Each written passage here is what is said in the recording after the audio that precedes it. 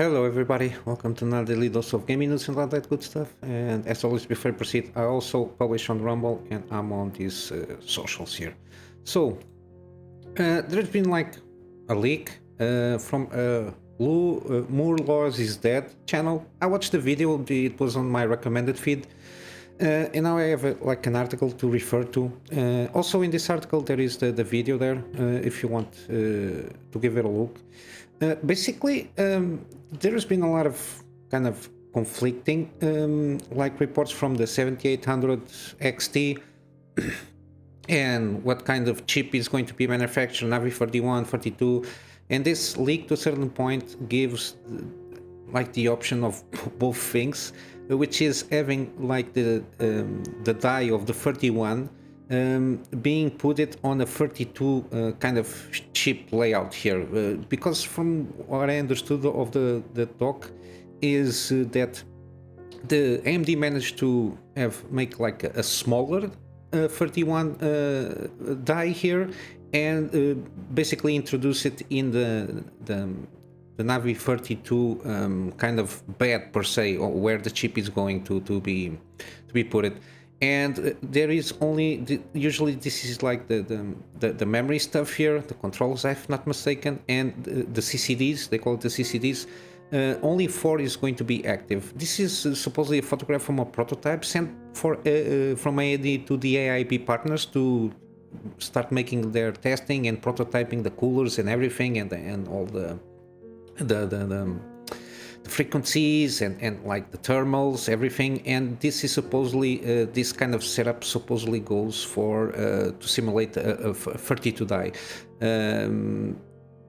In this picture, I think all 6 are active because basically it's like a prototype to, I think, simulate the 31 and the 32 die, from what I understood. But it's interesting to see that they managed to fit the 31 because I think it's a little bit larger by default, and managed to introduce it on a housing of the Navi 32 die, where supposedly the Navi 32 goes about. One of the things that's even though it's a Navi 31, it only supports 256-bit memory bus, because Navi 31, the entire chip, it's 380 something like that. Even though this might be limiting, I think if this plans out to be what it is, trying to take like what the Navi 31 dies that are not up to snuff to be implemented on a 7900 XT or XTX, I think that these dies are going to be put out at least in this Navi 32 chip here, introduced here, to make the 7800 XT. Also in the video it said that possibly they are going to maybe pick up this chip because it's smaller, so it can fit better in a laptop, and maybe rebrand and maybe brand it as a 7900 XTM or something like that, a mobile version of the variant of the desktop, because the maximum that they have on AMD, it's the 7600 XT, I think, or 7700, I'm not sure, but yeah, it seems very interesting how they're going about it. It only shows that in terms of the way they can go about it in different ways with this RDNA free technology is pretty flexible for them to go about it and play around per se, regarding chip designs and all that stuff. It's very interesting because usually on NVIDIA everything here is like a monolithic die here, so the chip is made in its entirety, while here with chiplet technology you can, like, because the CCDs here are in 6 nanometer technology, while the big one, where basically the GPU it is 5 nanometers, if not mistaken. Yeah, it gives a lot of flexibility to go around and come almost like Legoing the thing, but it seems interesting. I don't know, this is also one of the reasons they didn't launch the 7800 XT. I don't know if they're waiting to have more this not on par 31 dies to be put it out here to have enough stock to then launch a GPU like that, or of course they still need to sell all the 6000 series, at least the mid to high end GPUs, so they can have um, like market the market needed to be accepting the mid to upper range of the new 7000 series. But yeah, very interesting how they did it, did this kind of thing. In terms technology wise, it's very interesting, even though you don't see anything. But hopefully they are continuing to. And I think also, sorry, forgot. This might be able to be more cheaper to manufacture in overall things, because this is going to be put on a smaller PCB, so less expensive. Supposedly the cooling is going to be less expensive. I hope it will give like a good competitive advantage regarding the other, at least the NVIDIA ones, because we really need good GPUs at decent prices. And to a certain extent, the 7900 XT and XTX are lowering a little bit in price, which is very good. Yeah, we just need to continue to see this trend, and hopefully they launch this sooner rather than later. Also, we got some interesting news. Microsoft latest like agility SDQ. Basically, it's I don't know. It's like an update to the API DirectX 12. I found some things very interesting. One of these is like Warcraft's one of the major features will allow GPU to work autonomously and address the limitations associated with general compute workloads. Basically, I think what this means, it's can be implemented in gaming by the fact that Epic Games is working on this Warcrafts here system to work on basically the Nanite and Lumen, which is basically like the ray tracing illumination, and also the Nanite. I think Nanite is the thing with the FOD, the details that are maintained regardless of your field of view. And seems that this will help out with this kind of technology not being so encumbered on the GPU, alleviate some of it to live, because usually how GPUs process this kind of workloads, it's a little bit limiting or reaching at the point that the GPUs cannot handle. That's why it's like very high settings, when they have like the ultra settings. Even in some like 4090s, 4080s, it starts to creep up in this kind of features.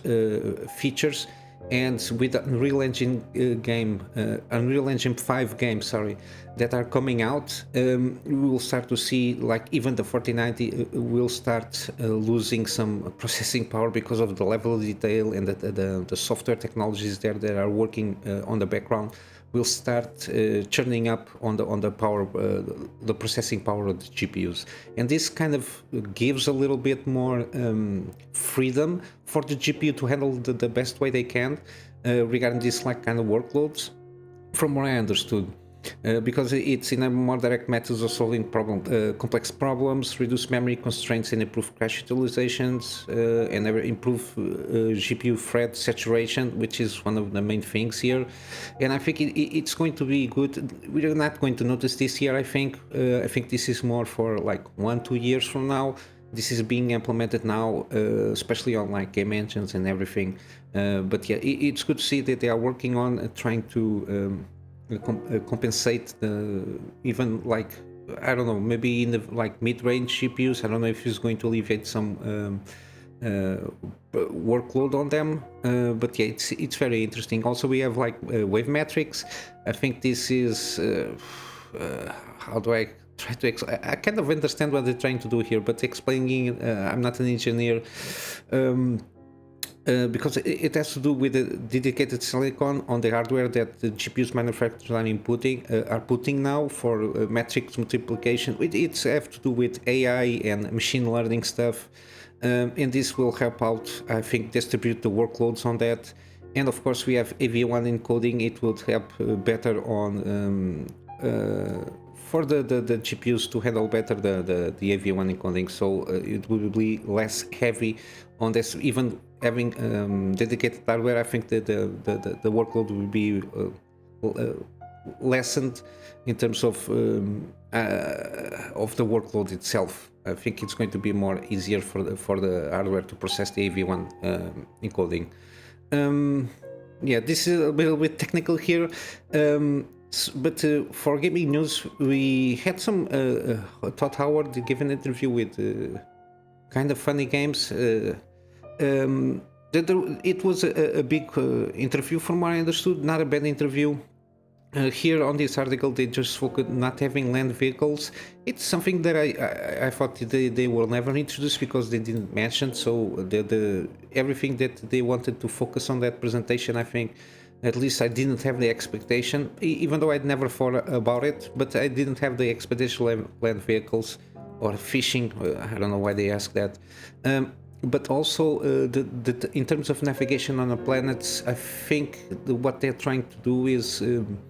Of course, you land on a area on a planet. You can explore the area around, but I think it's possible for you to go on foot and give like go around the planet on foot. But I think the main thing is having lift off the spaceship, survey the rest of the planet, and land on a specific point. So it doesn't. I think what they're trying to do is agilize the fact that you have a lot of planets to go through. They don't want you to, I don't know, in terms of gameplay loop, they don't want you to spend too much time on the planet just walking around aimlessly, even though it's possible. I think it's one of those focuses. But of course, when the game comes out, for sure there will be a mod to introduce like a vehicle, a land vehicle for you to explore around, for sure. But yeah, I think they're also trying to put the boost pack gameplay mechanic there more in use than for supposedly a land vehicle. And I think what else they were mentioned here, they mentioned a little bit more in depth on some mechanics like piracy, the way they go about it, try to do the contraband stuff and everything. They tried a little bit the same thing, but I think I'm optimistically. How do I put it? I'm not overhyped on this game. I'm positively optimistic, but very skeptical because I didn't see any in-depth preview of the game, so there is that. I think also the regarding the one of the things that they did, and it's not mentioned here. It's something that I also thought that will be. They think around 10% of the planets will have fauna and flora. The rest of them should be more empty per se. There is like a lot of random encounters that are procedurally generated in each planet. But in terms like being full of life, as we see in our real life, not all planets have life. So it's like that Goldilocks zone. There is the potential of having life, fauna or flora there, and I think because they are aiming for a NASA punk style stuff, which is kind of hard fi. I think you should not have all planets having like fauna or flora in them because it doesn't make sense per se. I think they are trying to aiming for a more realistic one, even though, for example, in those planets you might have a lot of resources when you can establish like a base and like mining that planet there to make some to extract some resources and then sell them. The same thing can be done in other planets where you have like fauna and flora. You can kill like the animals to make some resources, things like that. But yeah, the systems that they have been presenting seem pretty solid, which is good, not to overextend too much on a lot of things, and the things that you're trying to aim to put it on the game to be refined and to have some in-depth on them. But yeah, it seems I'm positively optimistic, but not overhyped about this game. Regarding the games, there's been a lot of stuff around the machine at gaming. This is from Bethesda. And we are getting a lot of information because of the mergers they want to make with Activision, Microsoft want to make with them. And of course we'll be seeing a lot of stuff here, like the exclusivity thing here. I don't think exclusive games I understand why they exist because it tried to push people to their platform, but in the overall scheme of things, I don't think it's a great thing. But yeah, supposedly this Indiana Jones games, which is from Lucasfilm IP, supposedly the contract when they made before them being acquired by Microsoft, it was there was no exclusivity clause there, and after they've been acquired by Microsoft, supposedly now it's exclusive to Xbox, and supposedly it's coming to Game Pass day one. Yeah, interesting how they're going about it. We've seen. I saw a lot of news, but it's very legalese for me. But yeah, I don't know if this is going to go through or not. They did some promises that, for example, they didn't going to even if they merge, they will not.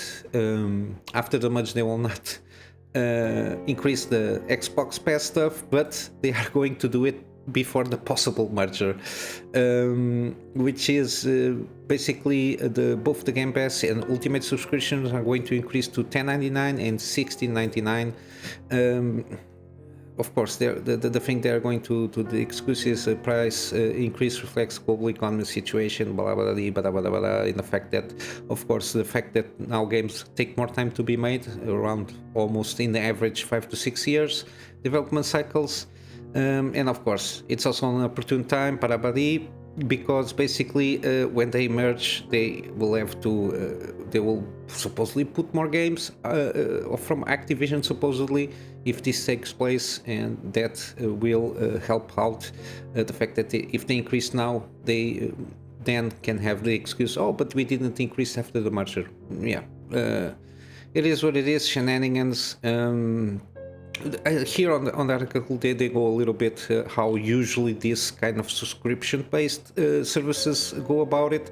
So basically it's put a lot of content at a cheap price to get like a big base of subscribers to get that service in specific. And then you have like they analyze afterwards after a few months average revenue per user, which is basically if you buy the service, if you use it less, you are more you give more revenue per user because you're not using or the service itself that much as other people. And of course, if you buy more games, that usually they put like sales on games, that if you have that subscription model, you get opportunities to get more like discounts on a lot of stuff and microtransaction and everything. And that's why they afterwards, I suppose, after they have like the growth they want in retention, they're starting to maximizing returns until sometimes but then there is no if they start overcharging too much, of course people will start leaving the service, which is not good. But yeah, I don't know, this can be done properly, but yeah, I'm not very keen on this kind of subscription based stuff here. My philosophy is if you buy a game, a movie, or whatever it is, you buy it and it's yours. Even though even digitally now that is over, but it's my philosophy is I don't like renting, because even though if you're buying, you're basically renting a license for you to play supposedly in the end of your life, but it is what it is. So pay attention. It will, I think they're trying to do this, the increase next month. Yeah, supposedly July 6th. We'll see how it goes. For sure you will. If you have this service, you will receive an email.